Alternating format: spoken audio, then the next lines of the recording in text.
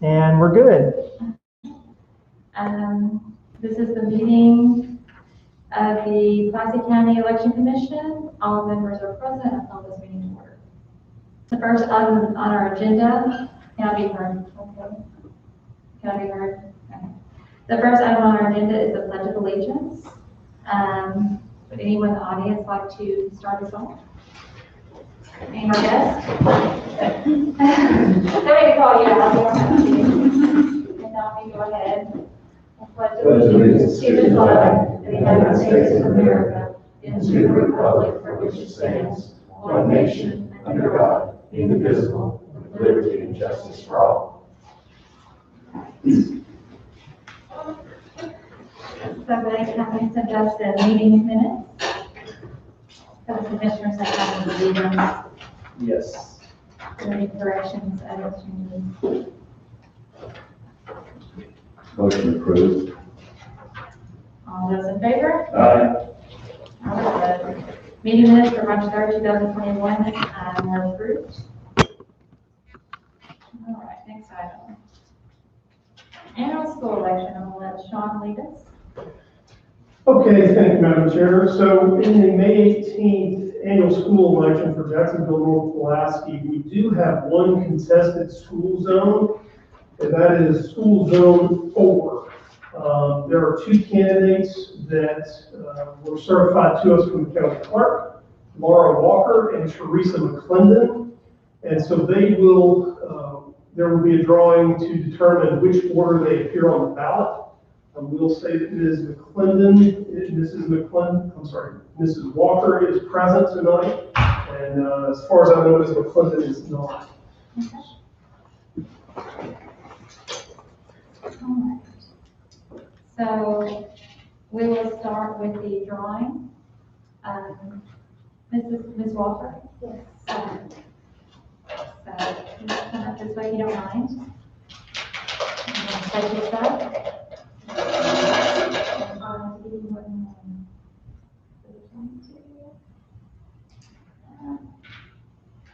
There we go. Position 1. No, that makes it pretty simple. Yeah.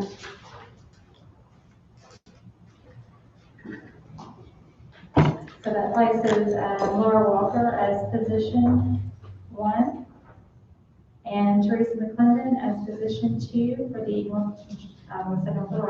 for the Jacksonville Pulaski School District. Is that how you say that? Jacksonville North Pulaski School District. It's a mouthful. Okay, do we need to make any approvals for that, or we just? I don't believe so. All right. Our next item is to designate our early vote election day polling locations. Thank you for seeing that information. If you want to kind of go over that information before we do that? Oh, the vote totals? Yes. Just an overview. You don't have to. Okay, and Amanda actually has some numbers, but just so you know, historically, in a annual school election, there's 2 things that will drive turnout: change in millage and a contested school board race. In this year's Jacksonville North Pulaski school election, there are 3 zones with candidates, but only, as I mentioned earlier, only school zone 4 is contested. The millage is not changing. In 2019, the millage was extended during that school election, and it generated a lot of interest, and so there were roughly 1,700 votes in that year's Jacksonville North Pulaski school election. So this year, without a change in the millage and with only 1 zone voting, we don't really have a good estimate for what the turnout would be, but somewhere between probably 400 and 800 people would vote. It could be more than that, it could be less than that. It depends on what's going on, but somewhere in that range. And so, Amanda, did you have anything that you wanted to add? Do you have the total number of registered voters within the school district? I do. 21,797. So even though there are a lot of registered voters eligible to vote, many of them won't. And people are also accustomed to, when there is no change in millage and no contested race, voting early and absentee. So they may choose to do that. This year, of course, a lot of people requested absentee ballots, and if they receive a ballot, they may vote. So we may have an inordinately large number of absentees for this type of election, simply because it's coming on the heels of an unprecedented general election. So with Charlie's law, with the law that required, basically, the 3,000 persons within a precinct issue, which is prompting, legislation on polling site locations, does that affect us if we just go to those centers? It does not, because we already made adjustments to where all of our precincts are at below the 3,000 voter number. I mean, I would recommend that we use existing, not the just of them, I think numbers. Jacksonville Community, what it used to be called. Something else? Who are you thinking of the one in Charlotte? The first Baptist versus the, Jack Evans. Jack Evans, right, I'm thinking Jack Evans. Oh, I said Jack Evans. Not right. I would recommend that we open the, Windows Center. if I may, I've generated 3 options for you all. Yeah, I'd like to hear this. The first thing is, so in front of you, you have a map that is also, we have a larger version of. Please understand the colors do not match. You have a legend on yours that matches your colors on your small map, and then the legend up here is different. I will just show you on the larger map, and then I'm going to, we have a subject matter expert here, Amanda. On this map, the light blue is zone 4, that's the only contested. On your map, it's the purple, okay? So, and again, for your benefit, the Jacksonville Community Center is actually in zone 1, which is an uncontested seat. But it has been an early vote site and a vote center for a long time. I just want to point out another polling place. Precinct 35 is St. Stephen's, and it is over on the far eastern part of zone 4. It's right here, okay? And those two will be important for a couple of reasons. I'll stay here in case I get the point. So I talked to, under statute, we coordinate with the school board to find out what their preference is. Election Commission makes the final decision, but it's customary to take into account their preference. Right. I laid out for them 2 options, basically. The first option was we would be happy to open all of the polling locations for the precincts represented in the Jacksonville Pulaski School District. I think there's 13 or 14 precincts, maybe as many as 15 precincts, but actually probably more than that. But anyway, the polling places would traditionally be around 12, but as you can see from your maps, precinct 32 is the portion that's in the school district is mostly unpopulated, and same with precinct 44. Those are mostly unpopulated. So there's just a few people from those precincts. So those we wouldn't open, we combine those anyway. But I told the school district we would be happy to open all the polling locations, or we could, because the quorum court last year passed a vote center ordinance, and because we have the new voting equipment, it might be possible to just open 1 or 2 locations within primarily zone 4, where the contested race is.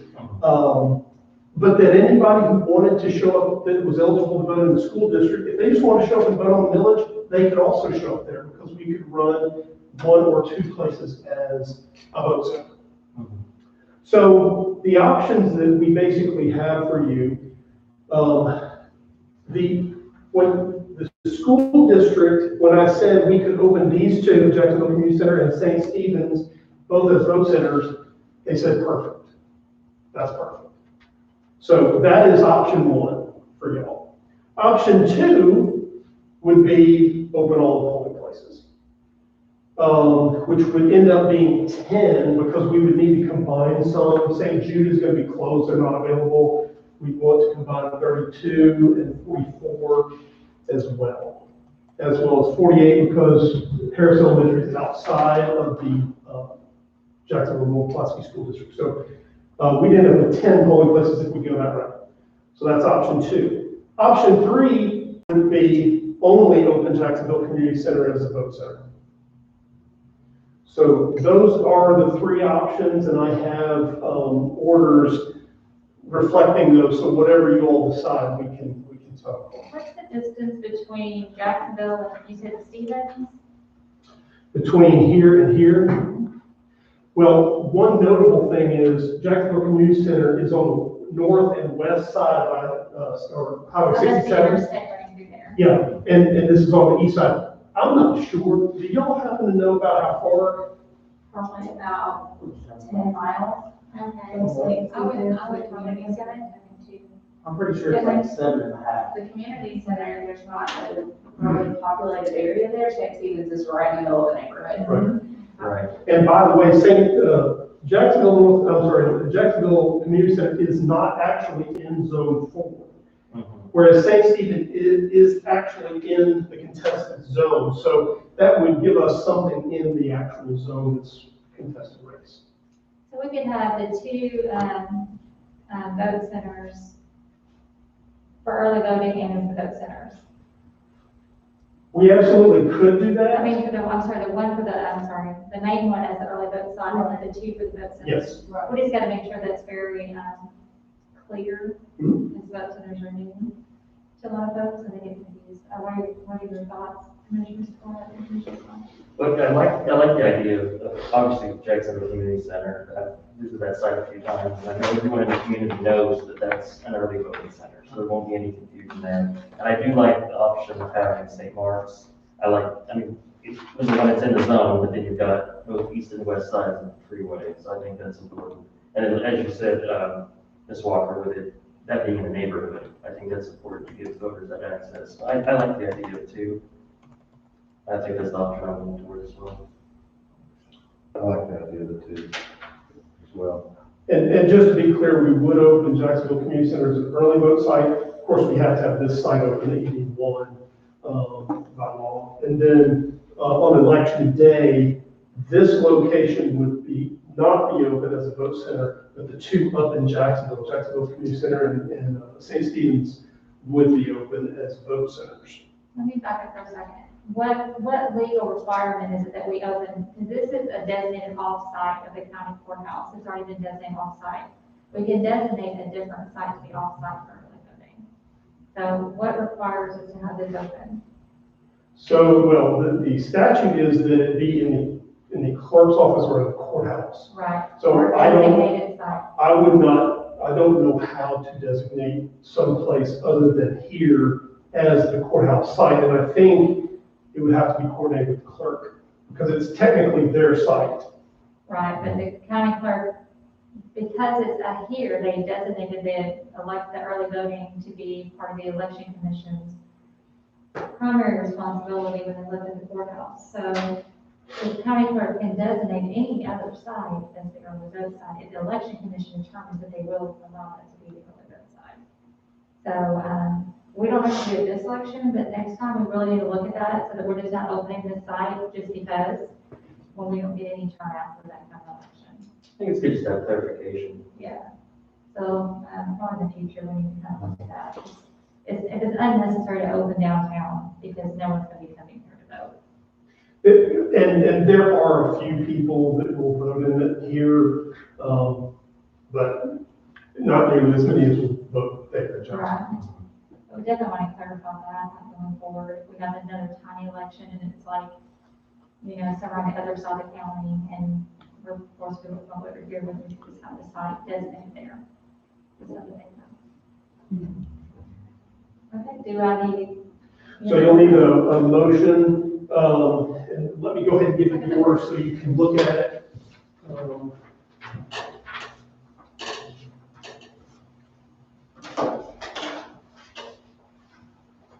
And you can just read from this if you like. This will be the order. You have copies of that, Sean? I do not. I'm gonna get this over.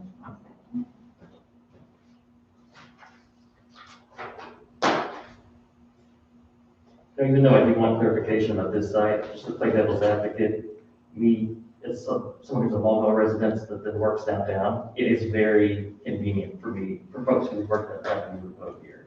But if it is too far off, I think we just need to give away our options. Well, what we need to do is have this, that's something else I'm bringing up for the business, but regarding keeping up with that information so that we can start turning Mhm. that information when we want to determine if no one's coming downtown Right, with 4 people, Exactly. people, and 500 going somewhere else, that we want to be, Do we have historical information Absolutely. for that? yeah, I was gonna put that on there. so we know how many people, well, obviously, yeah, we know. We know how many people voted every early vote site and precinct polling place. And just so you, that is correct, right away? I'm sorry, what? We have all the data broken down by early vote site. Yes. Yeah, and just so y'all know, we would have a bare minimum, we have 3 people working here. Just a bare minimum. Did you include that in the data you sent us? How many people voted here in this location? I No, don't think so. no.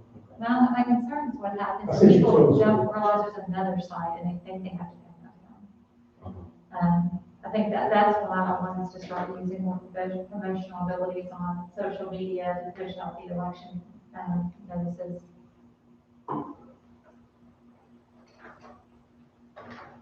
Thank you. Well, I know in the past we talked about some boosted posts.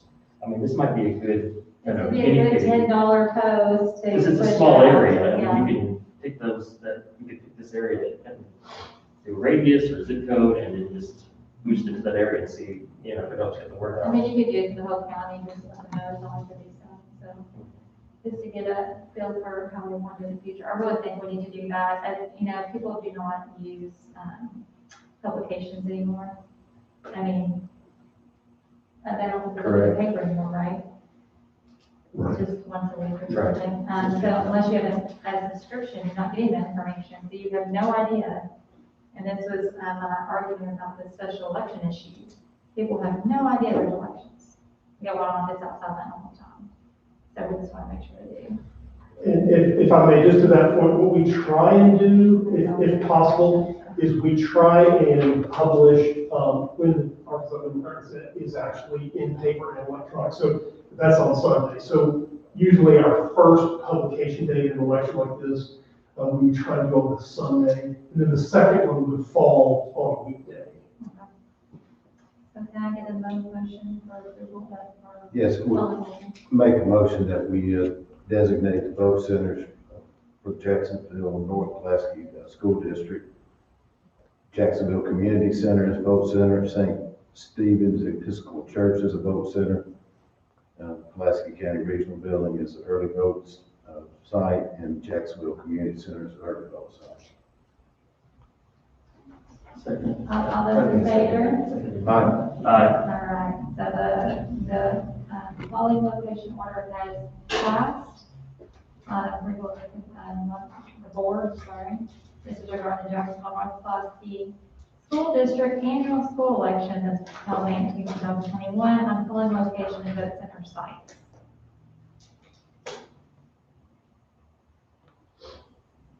Thank you for putting those options, Sean, that was very helpful.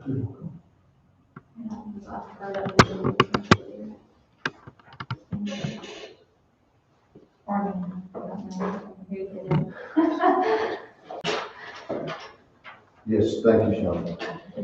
And I will say, Amanda is in charge of all the maps, so she's responsible for getting all that together, and she does a wonderful job of putting all that stuff together, getting the relevant information on there, so it's a team effort.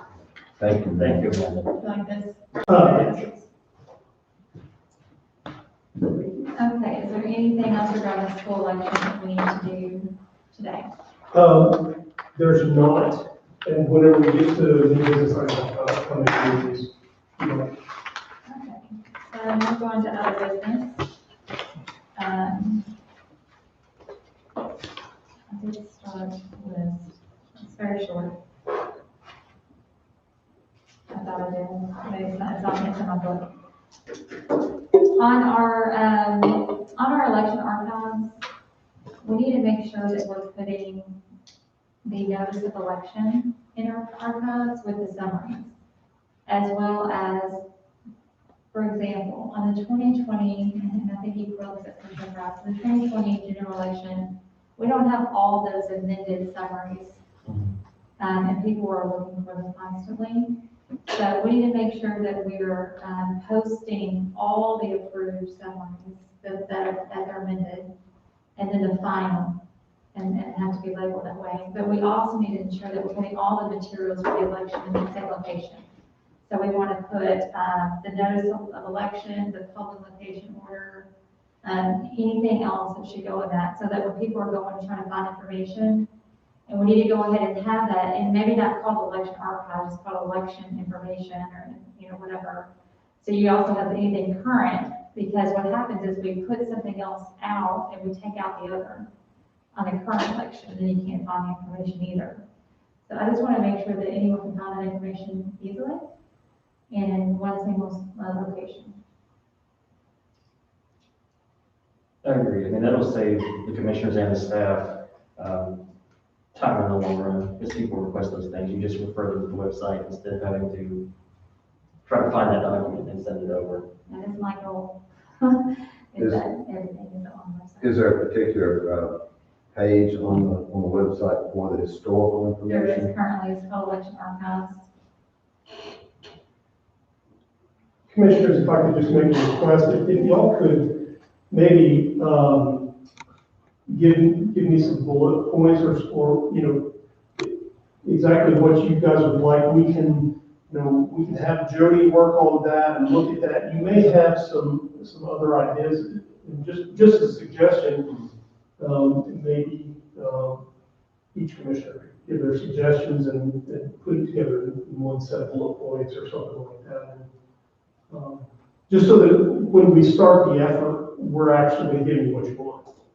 No, I agree. We can also, the problem is we can't collaborate across. Certainly. Um, You could bring them to the next meeting, just jot them down, and maybe in the meeting we could have it as a topic. and that was going to be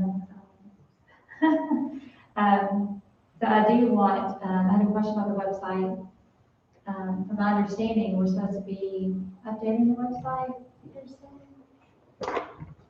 Well, we have a plan for that, but, Okay. with the general last year, it kind of went into got tabled, for lack of a better word. So we're fully prepared with options to modernize, and we talked about it some early in the summer, I think, or maybe late, like September.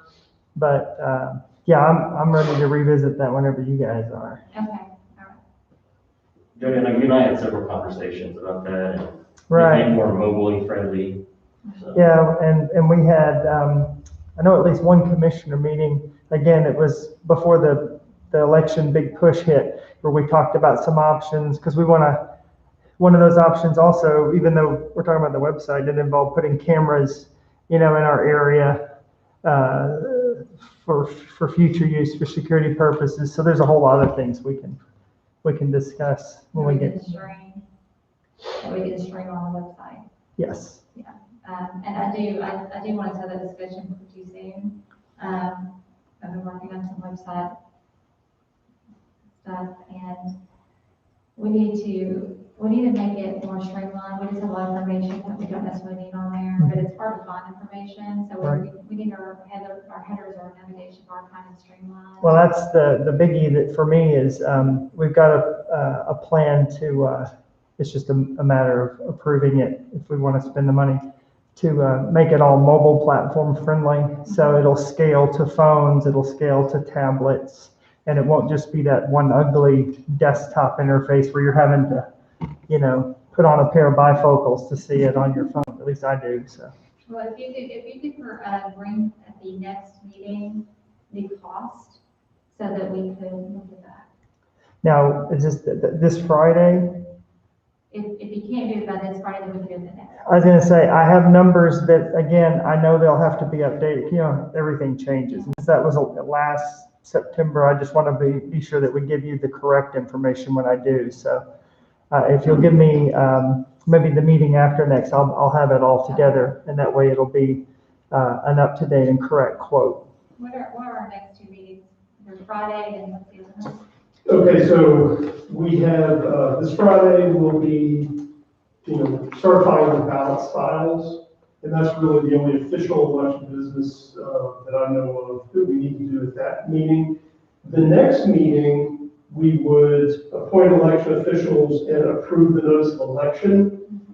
That needs to be done by April 28th. And that would, April 28th is the deadline to appoint election officials.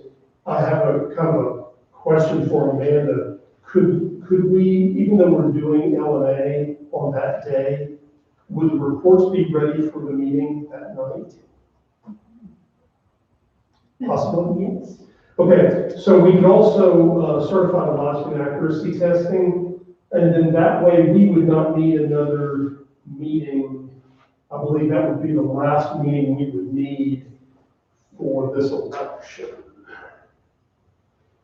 Okay, so So April 28th. April 28th, what I would recommend, first of all, I do want to make sure that we get a list of proposed appointed officials at least 2 weeks prior to that date for us to review, and make determinations. The 14th. Maybe the 14th. At the 28th meeting in April, crazy. I do recommend we do those things at an L&A, and that's fine, but I also want to have on our other business to review the cost for the website and the plan of how we would approach that. Because we don't want to jump in bad, because I know what happens is that people are like, oh, let's just carry everything over, I don't want to do that either. So there would need to be like a kind of a cleanup of the website and what we Right. wanted to be strategic about it. That's why I want us to go ahead and start getting these documents uploaded so that they're ready and it makes it easier to pull over. And the next thing is I will give a election legislation update on the 28th. I don't want to bring us back for another meeting. I mean, we can do that. What's our proposed time? I would say 5 p.m. if we can all get there by then, because since we have more things on the agenda, I don't want to keep people too long. That works for me. Okay. So we have Okay. this Friday at 5, and then April 28th at 5. And those can both be in this room. Yes. Okay. So, and I will do an election legislation update, of reform packages and also any other legislation that we're getting from the Secretary of State's office to send them information. So, is there any other business? So just to clarify, that meeting on the 28th, we're going to do L&A testing, appoint poll workers, website update, and legislative update. Is that correct? And approve those elections. And approve notice of election. Election.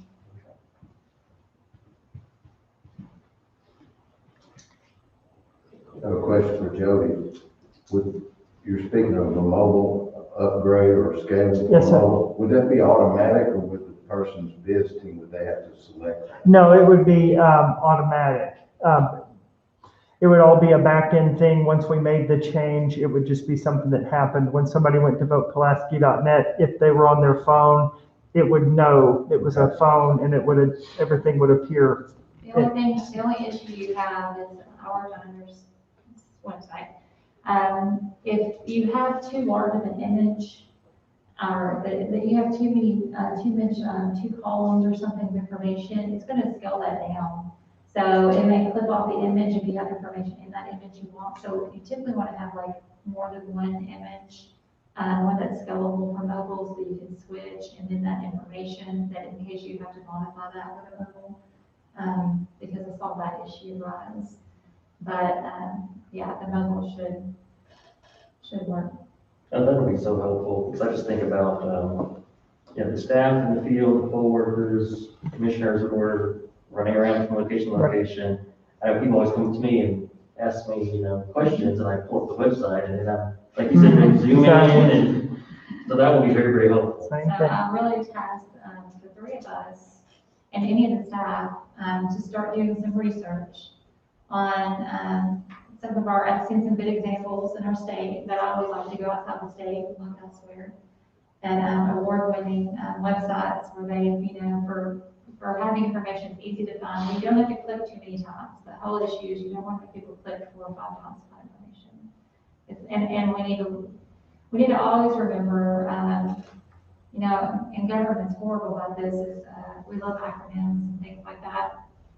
So we need to get away from those kinds of acronyms and wording that's not going to be very clear, like LNA, right? Logic and accuracy. That's not clear to the public, and make sure that information is somebody like, basically my daughter, 12 years old, can go through and navigate and understand what she's looking at, to someone who's much more seasoned than that. So it's just very imperative that we make that, we also have those ADA requirements built in for reviewing. That's the thing. Any thoughts about website? No, I agree with it, both the points you had, especially from a marketing point of view, but just having an intuitive design where, like you said, people who are, the general user would be able to navigate that site and not have to click through too many things. That's how marketing 101, if you have to click 3 or 4 times, you start losing people. So the fewer clicks that we can have, the better. I agree with all that, thank you.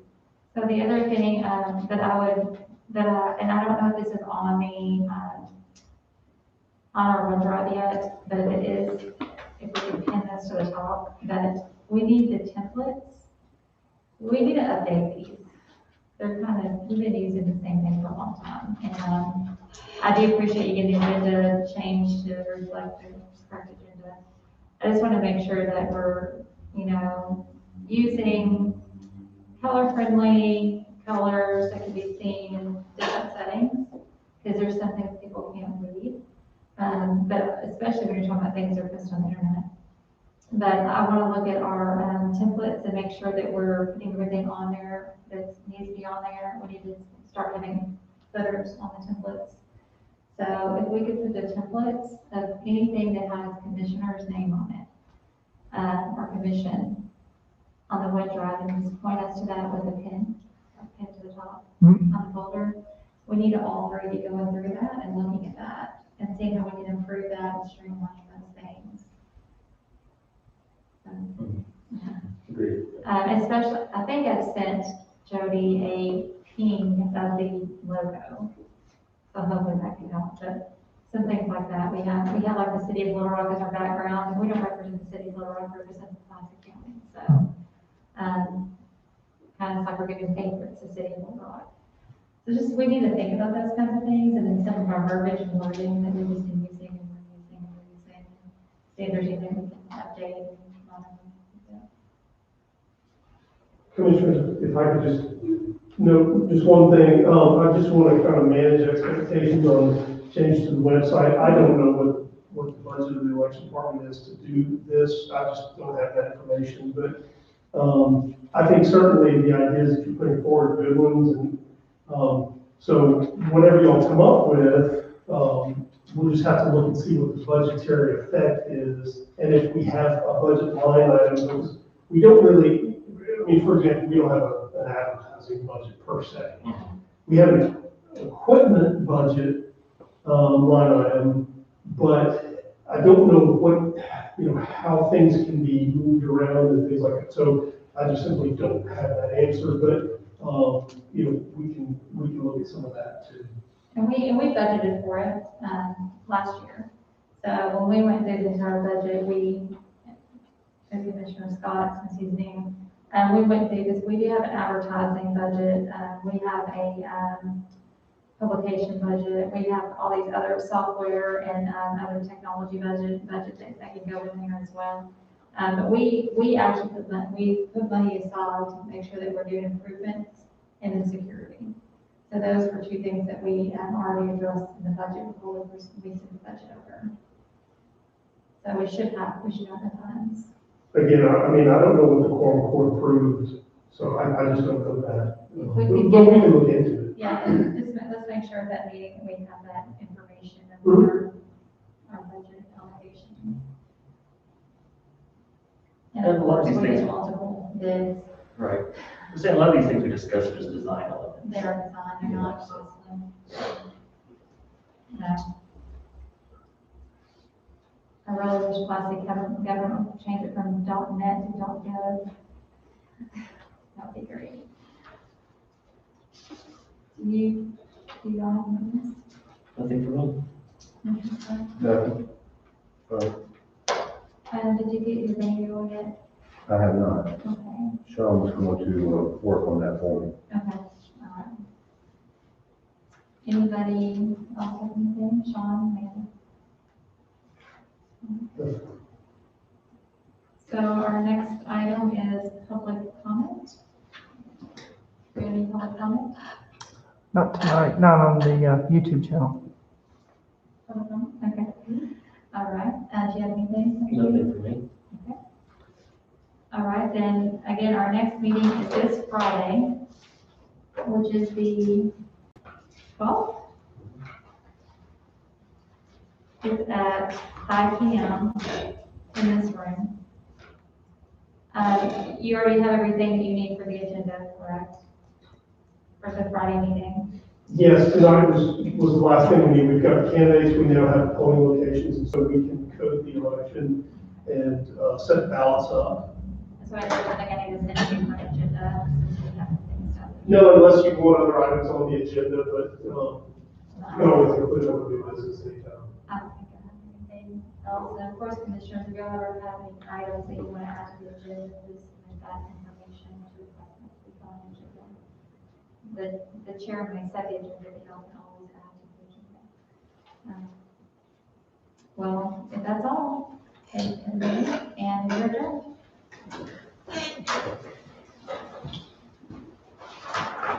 That's right, I like that.